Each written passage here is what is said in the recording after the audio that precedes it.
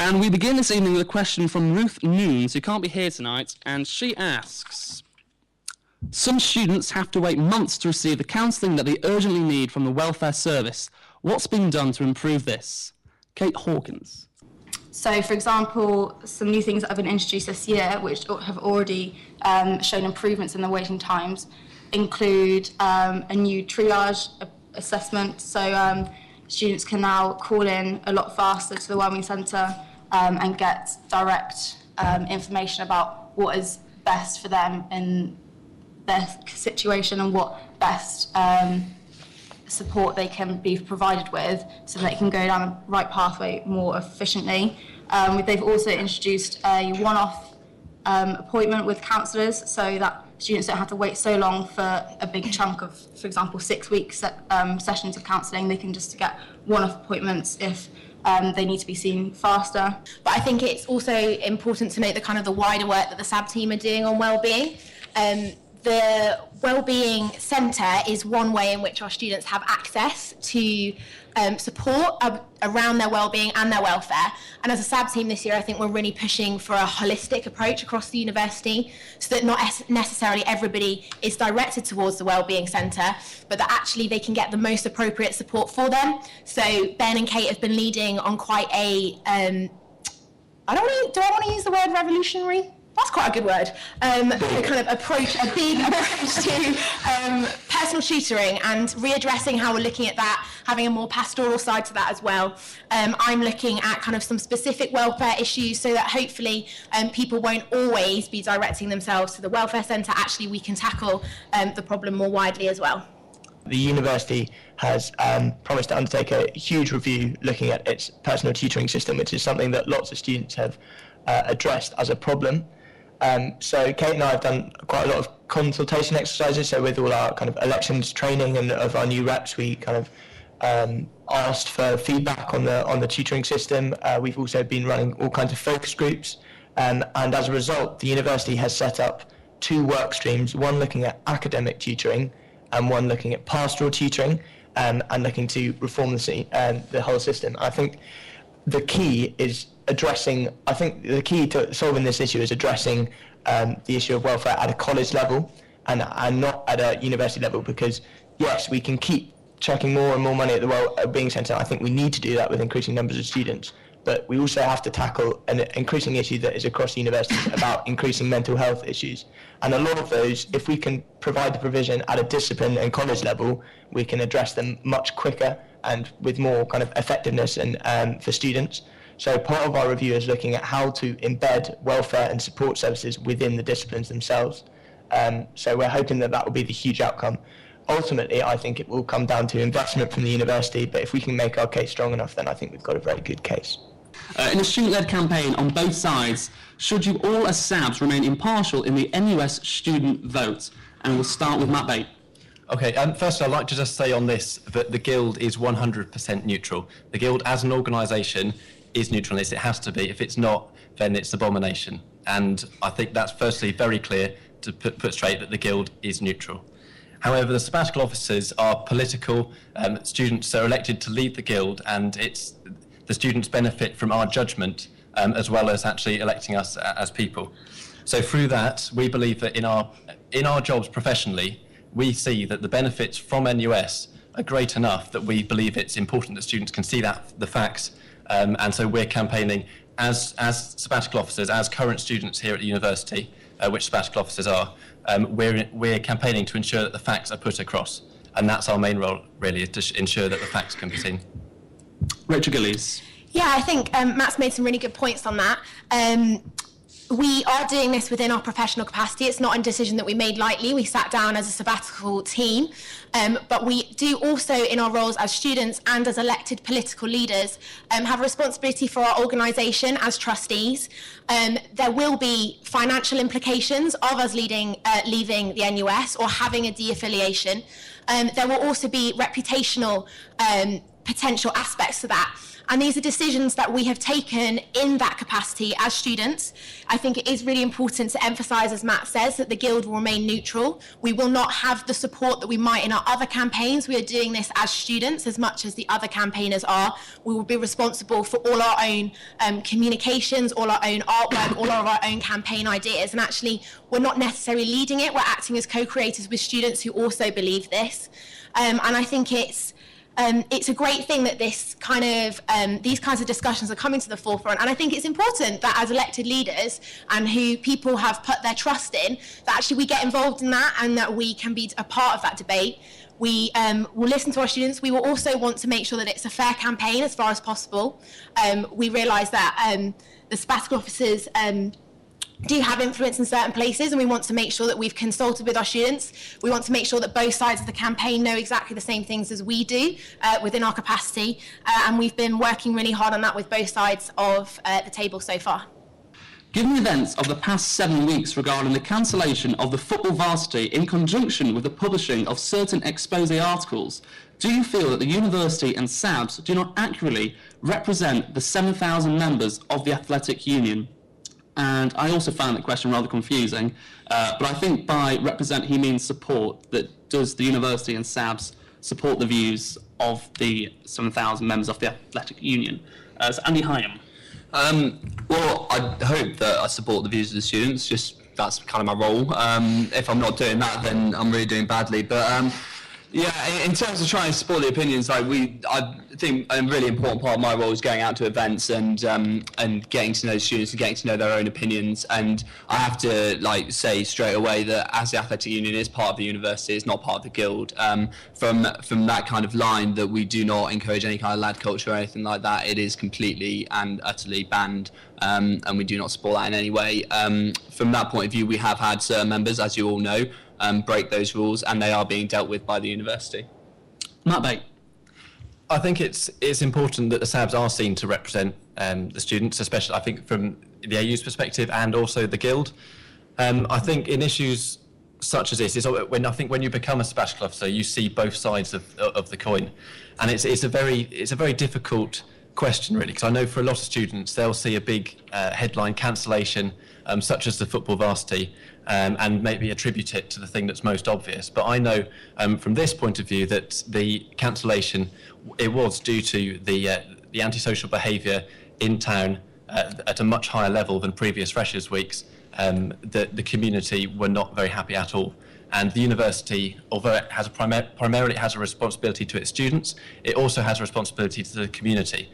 And whilst we're here to represent the students, the university obviously will take into account the students' views and also the community's views to an extent as well. Yeah, just from my point of view, I obviously talked to Jeff, who made the decision, Jeff Pringle, at the time, and it was an increase of 400% on complaints from residents and things like that. So from that point of view, it is completely from there. But I'd much rather talk about how well we are actually doing in sport. And if I was representing the views of the students, I'd tell you that we've had an increase in membership, which is through the roof, and we've actually broken our records. We've got over 7,000 members now. In terms of what we are doing, we are third in books. We've intramurals full. We are doing a very good job in other aspects, and I'm more keen to talk about that from that point of view. I think, as Andy said, the AU is separate from the university, but equally those students are our students within the Guild. They are our members, and me and Andy have been working really, really closely this year to make sure that they can be represented and supported in the best way, in the same way that we represent, support and listen to our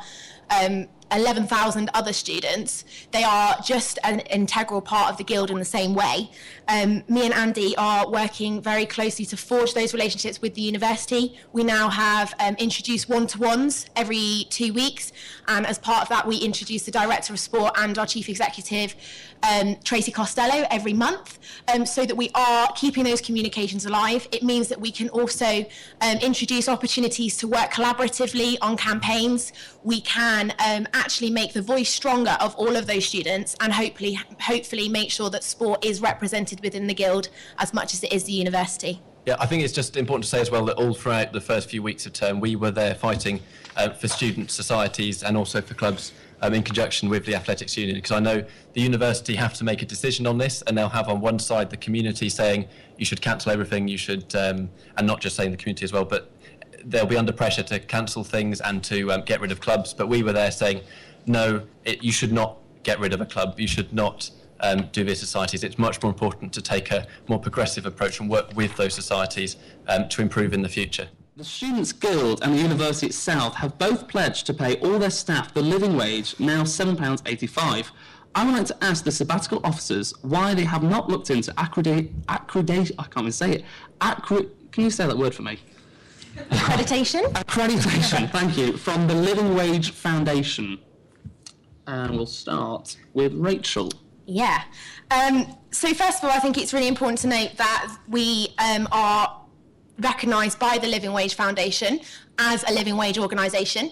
That does look slightly differently for us, perhaps, than just seeing a total. We've worked really closely with the Living Wage Foundation to make sure that our students get the best deal. It therefore has some slight complications in terms of when they get holiday pay, and it means that our students don't have to take holiday pay during term time or holiday during term time to make sure that they achieve the living wage. The living wage, as noted in the question, has now risen. Unfortunately, as a Students' Guild, it's very, very difficult to increase wage in year like that. It would be an increase of £24,000 for our organisation. And actually, I want to emphasise the fact that as a sabbatical team, having noted the increase in living wage, we're working really closely as a team with our financial advisors or our financial director to look at how we can potentially track living wage in the future. A paper has gone to our Finance and Audit Committee for the next session on how living wage can be a part of how the increase in living wage can be a part of our budgets in the future, and it's something we're looking at. But I would say that whilst perhaps we haven't got the specific accreditation, we work very, very closely with the Living Wage Foundation because it's important that when we say that, we can provide that. And now the question which we've all been waiting for this evening. This comes from Regia Tariq, who asks, are we still getting the puppy room? Yes. Yes. Yes, we are. I, as part of my manifesto pledge, as most of you will know, and has become quite infamous, pledged to provide a puppy room as part of our holistic approach to wellbeing. It is something that is very much on the cards for the January exams, fingers crossed. I've got lots of people working on it for me. I've already started conversations with the advice unit as how we can incorporate that into our kind of wellbeing opportunities during exam week. We are also looking at potential fun around Christmas as well. So there's lots of fun and wellbeing opportunities. When you say fun, is that with puppies? It might, or Christmas-based animals. Oh, right, okay. Does that sound a bit, yeah, Christmas-based animals. Okay. Tuned. I would like to broaden that question out a bit further and to develop more onto the manifestos which you obviously all submitted back when you were elected, and how far did these policies that you put forward, how far have they come true and how unrealistic are they? So, Rachel, you've gobsmacked me there because I was waiting for you to say no. But I'll start with Matt Bate, who on his manifesto says he's going to increase society funding by £10,000, taking it to the total of 35 grand. How are we doing, Matt? Okay, I'll tackle that head on. Effectively, every year at Easter, the Guild's budgets are set, and it's called Budget Working Group, and all of the sabbatical officers basically sit in the room. It's like Dragon's Den, and all of the Guild departments come and pitch money and how they want to spend the Guild's money during the year. Now, what happened at the last Budget Working Group in Easter, which is, it was the old sabbatical team, but they had our manifestos, they knew our wishes. It was agreed, in the case of the society money, for this academic year, so until Easter, that a better use of the money would be to increase the frontline provision for the desk, the A&V desk, because that's, I know, is a key pressure, and was another headliner on my manifesto. So I suppose it's a bit sort of conflicting. Resource is always going to be pressure.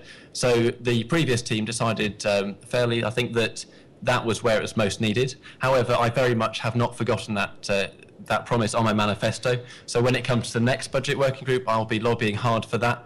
And also I'll be looking at ways over the rest of the year to increase the society funding through grants such as the annual fund and also through national grants as well. So I think that is a big, bold claim, and I didn't rush into that back in elections. I had meetings, I remember, with Tracy and also Jack and the previous team, just to sort of make sure that I was not offering promises that were unrealistic.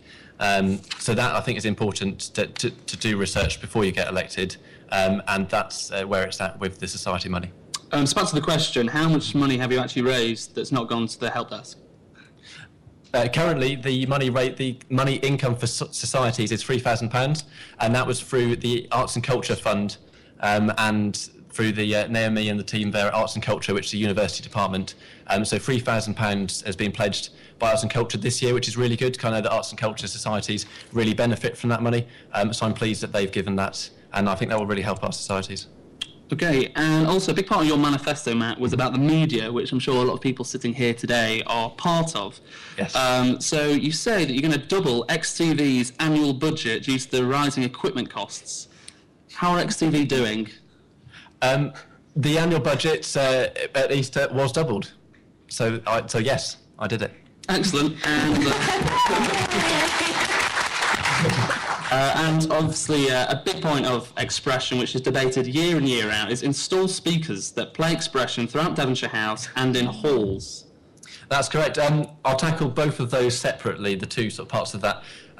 Expression FM, it's been a long-standing campaign, I know, by the various participation and campuses, Sabbs, which were the what VP activities were before me, to have Expression FM playing more widely. But I'm very serious about this pledge, and I think it was 2 weeks ago I had a meeting with Ed, our IT technician, and also Frog, or John Whitworth, who's Expression's technical manager, about how we can get speakers in Devonshire House, because they are there as part of the new DH1 refurbishment. I pushed hard for speakers to be included in the catering area.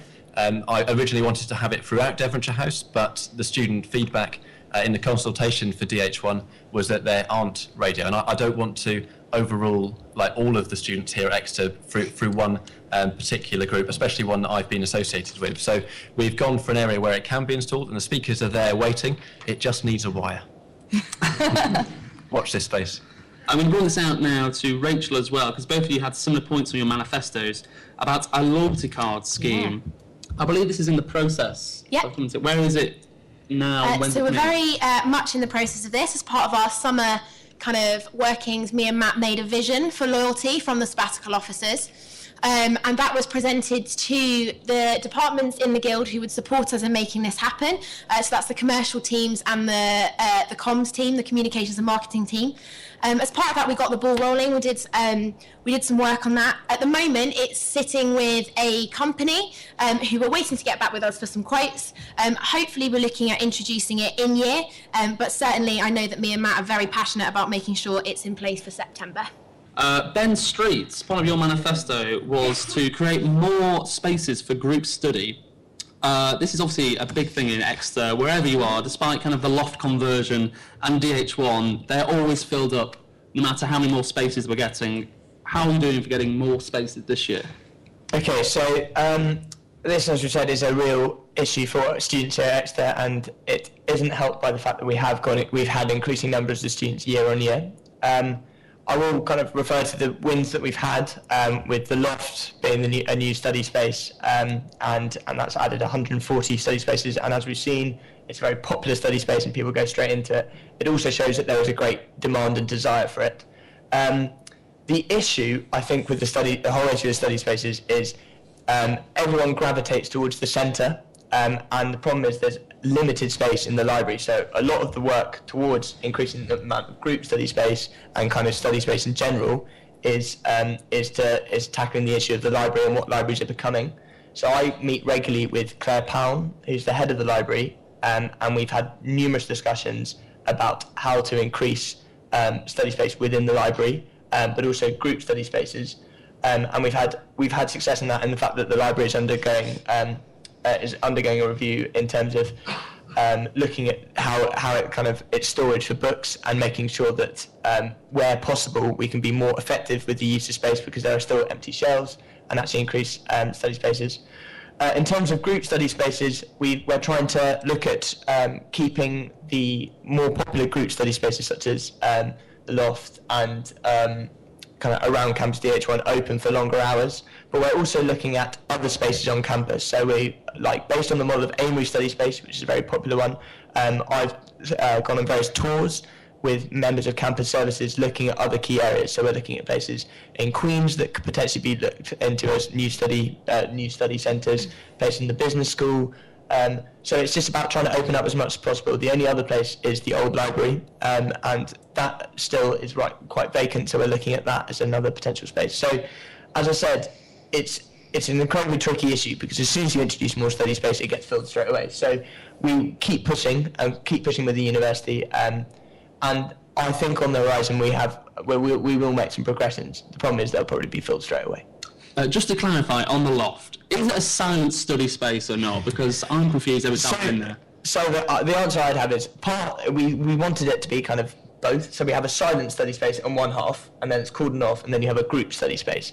That said, a lot of people seem to work in the group study space quite tentatively, I would say. But it is quite clearly structured as a group study space. Can I just add one more point I forgot? Something I'd quite like to advertise, which is kind of an alternative way of increasing the amount of study spaces. We've introduced a study space checker. So if you go on your phones and look at the iX app, we now have a study space checker, which means that you can identify new study space. I'm not sure that this is being properly advertised at the moment, but hey, it was said here. So yeah, please check that out, and that identifies areas for group study. Andy Higham, part of yours was more teams for books. This year, have we had more? We have had more, yeah. How many? We've got 84 Bucks teams. More than last year? No, just 84 Bucks teams. I believe we had 82 last year. Hashtag Never Okay is great, but only students who agree with it engage with it. How do we communicate this message across pre-existing hierarchical structures set up under a lad culture? Some Cambridge colleges introduce compulsory consent classes for students. And we're going to start with Kate Hawkins. So I'll firstly answer a bit about the compulsory consent classes. So we are looking into having that and adding that to our campaign. So we've already set up a meeting between myself and Rachael and members of the university staff to look at whether we should be developing consent classes to try and educate students when they come to this university that these kinds of harassment aren't okay. So I think, and this kind of branches out into a wider discussion about, for example, because of the antisocial behaviour stuff that happened in Freshers Week, whether we need to be looking at more at the process of students transitioning into university, and whether we need to look at how they're sort of introduced into university life and what behaviours are and aren't acceptable, not just sexual harassment, but any kind of harassment and antisocial behaviour. Rachael Gillies. Yeah, I think it's really important that campaigns such as Never Okay do have a grassroots element with our students. I think it is the main reason behind our campaign, and the tactic that we've taken with it is to empower our students and to allow them to have a voice on it, because not everybody will have the same voice. And it's really important that we open up a conversation and allow our students to discuss it, rather than for me and Kate to tell all of our students exactly how we perceive Never Okay to be. It's a campaign that is constantly evolving, and we are always welcoming student ideas on that. Actually, I also think that's a really important part, so that our students can take ownership of the campaign. It's their campaign, it's not just ours. It's not just what the Guild says is never okay, it should be what our students say is never okay. Because I think without that aspect, it's going to be something that potentially could come and pass in the night. But if our students say that this is never okay, and they have a responsibility and they take ownership of that, and they are able to define that themselves, then they're more likely to stick by that and to be able to call each other out and to create safe spaces and environments where people are able to say what makes them feel uncomfortable. We would love more societies to get involved. There may be aspects and sides to our campaign where perhaps we should look at, as Kate said, the kind of approach that Cambridge is taking, but I think it's important we do that in consultation with our students. And in term 2, now that we have more of an established campaign, now that we've seen that people have responded to it really well, that's allowing us to leave more legacy leaving projects such as research papers that perhaps we could present to the university. We're looking at accreditation schemes. We're looking at things that are more widely focused, more broad, and tackle wider issues. We also really want our students to help us define what is never okay, and actually taking that potentially beyond sexual harassment to tackle other issues as well. Andy Higham. Yeah, I believe that from the start, from the Guild, it's done really, really well from the start. But this isn't like the end of it by any means. I think it is the start of it. And even now, like myself in my own role, it completely was a Guild campaign, but we've got behind it as well. And we've had quite a lot of people from the sports club sign up as well. And even now, we're starting to see the results of it already, as we do have people, and myself included. And I will not mention any names, obviously, but I've had people come to me about it and actually talk about it, and it has become, and it might not have happened if the campaign hadn't started off so strong. So actually I am personally seeing some effects of it so far. So, but I don't think this is the end of it by any means. I think there is definitely a scope to carrying on with it. Ben Street. Well, it's very much just to add what Andy's saying. When it was conceived up in the summer, I mean, it's very much Kate and Rachel's campaign, but what it was conceived as was kind of an initial, we put an awareness exercise out of it, and then we see when the student body kind of respond to this, how can we evolve and how can we make it as effective for our students. So I think the most important thing is kind of we've had the Sabb office open for suggestions, and if people have suggestions on how we should be developing this campaign, that they are really open about this, and that they actually say, rather than kind of, I think, questioning the campaign, we want students to kind of get involved with it and actually say, no, we want to be heading in this direction to tackle these issues. Could Ben Street expand upon the study spaces in St Luke's with regards to the Giraffe House?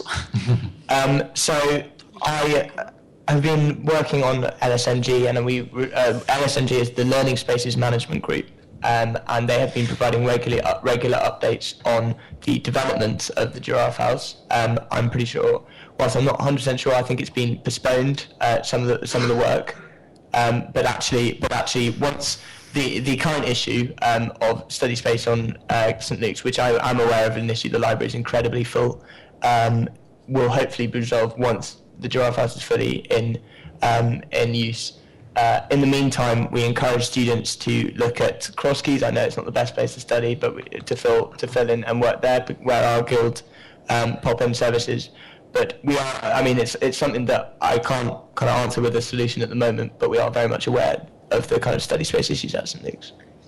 Do you think there is an issue with Sabb visibility despite the move downstairs and increased manifestos being visible online? Yeah, so Sabb visibility, I think during my time leading up to running for election was something that I was really aware of. I think the move downstairs, which came from the previous team, they'd identified that as a problem. I think that we actually have seen a lot of dividends of that already. I also think that's only the start. Our manifestos are online, which is a great first move, but actually I think it's important that we start directing people more to that. I've been doing a lot of work on this over the past term, and we're trying with our marketing and communications teams to come up with some really creative ideas of how we get the Sabb team out there. We're looking at kind of Sabb favourite products in the shop. We're looking at kind of creative ideas on what the Sabbs can be doing, things like Take Me Out with RAG, looking at working with our societies. Perhaps we should be doing more in line with our students and getting alongside them and just having a lot of fun.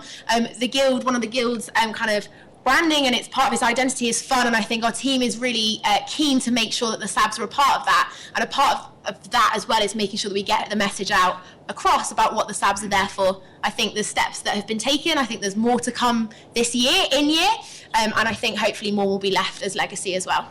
Ben Street. Just so we try and make ourselves as visible as possible. I hate seeing my face everywhere. But It's important. yeah, I don't like my face.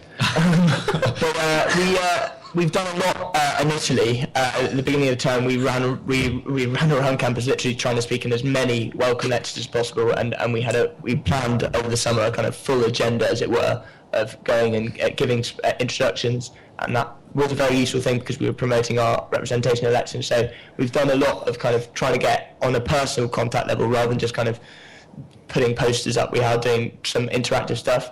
St Luke's, we've increased our visibility at St Luke's and generally the guild visibility at St Luke's. We now have a pop-up service, which is still kind of, it's part of a bigger project about increasing visibility, but we are there every Monday on St Luke's, which means that hopefully we've given St Luke's students the chance to talk to us.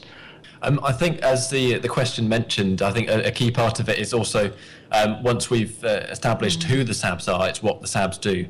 So I think that's something I'm always very keen to push. I know that I've got some actions that maybe after the manicness of Freshers Week, I need to look back on now into maybe saying where the Sabbs fit into the guild, perhaps for the more engaged students who see the Sabbs here, but they also see the guild staff, and how do the Sabbs fit in? I think that's a key sort of point to educate people on. But also, yeah, I think echoing Ben, we try. It can get it can easily slip because there are so many meetings that we all have and project work and emails as well, but I think it's a very important part that we do get out there and speak. I know this week I made sure that I actually did get out into the forum during my special allotted slot on my calendar, and when I was out there I found a problem with tickets for their ball. So I think if I hadn't have gone out and spoken to the people out there, I wouldn't have found that problem, and they would have been sort of sitting there thinking, oh, the guild aren't helping us at all, but now we're taking action on that and helping to rectify it. So more space for Dance Society. Matt Bate.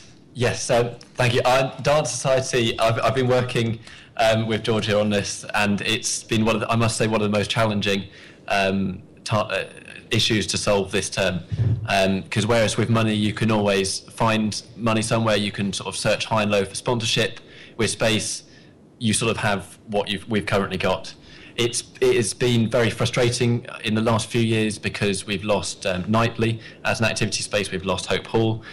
So I'm very keen, especially going forward for next academic year, to secure certain more areas of campus for activity space, because I think it's vitally important that we have the space there for societies to use, because that contributes to the whole, effectively what university is about. It's all about sort of like the experience that you get here through education, but also through the culture whilst you're here. And I know from Dance Society, the committee have been very frustrated because you haven't been able to use a room big enough, and yet you had a very successful Freshers' Fair, and you shouldn't now be penalised by the university for having a successful number of applicants. So I'm going to fight tooth and nail to get more activity space. We are pitching to the university in what's called budget scrutiny group, where we get to have a say on the university's budget setting for the next year. And one of our key priorities for that is learning and activity space. So we will be fighting very hard for that come the future.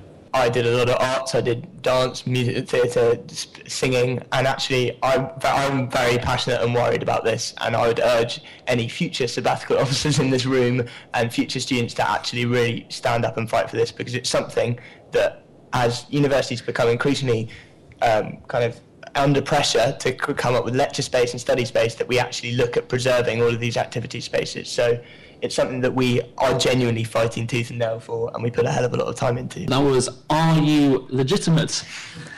Over 50% of the student population don't turn out to vote. We will start with Ben. I'd like to start by saying, as much as you may not think we're legitimate, I think we're the second best in the country in the student elections. We are just under 40. And we want to increase 40, and we're confident, we are really working very hard at the moment with our planning and strategy for the elections that we will exceed 40. But the average, I think, for student unions around the country is 20%. So I think it's this does tap into a wider question about representation, and I think as a guild we have to maintain that everything we do is, and at the heart of everything we do is this focus on representation and making sure that the wide variety of students are being represented. And universities face increasing challenges with things like distant, more kind of course placements and stuff, more international students. It's very hard, but we are very aware of those challenges. Matt Bate. I think, like we've said already, that Exeter has one of the best sort of records in the country for this on elections, but we still need to go further. We still need to improve, and that's something that we're already working on. We've already had 2 or 3 meetings of the Sabb elections working group that plans the elections, and we're trying to think innovatively. I know Gary from our Change Policy and Research department, he is there basically to think new ideas that will make the elections more appealing to voters and not maybe the more traditional methods.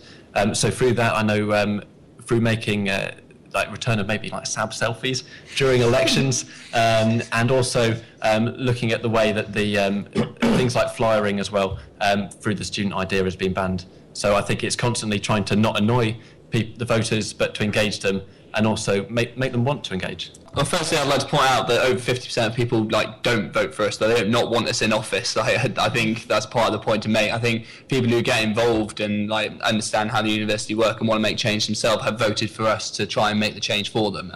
So I think from that point of view, I think we are doing well. In terms of Sabb selfies and things, like I don't really selfie very well. Got chins and stuff. I just don't know else. But yeah, no, I think that we are working hard to try and increase voting, like within supporting members, but also within the wider community as well.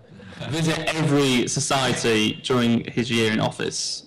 That visiting all societies, I knew that would be my toughest, my toughest promise on my manifesto. And I remember saying to people in election week that it will be tough, but I think it's important because it's very easy, I think, for the sabbatical officers to see the most engaged students, to see our student leaders every day in our jobs. And that's right. I think it's right that we see those people, but it's also right that we see maybe the less engaged and the moderately engaged through the people on committees and also the general members of societies, because I think it's important to get a balanced view both of like members and leaders of groups.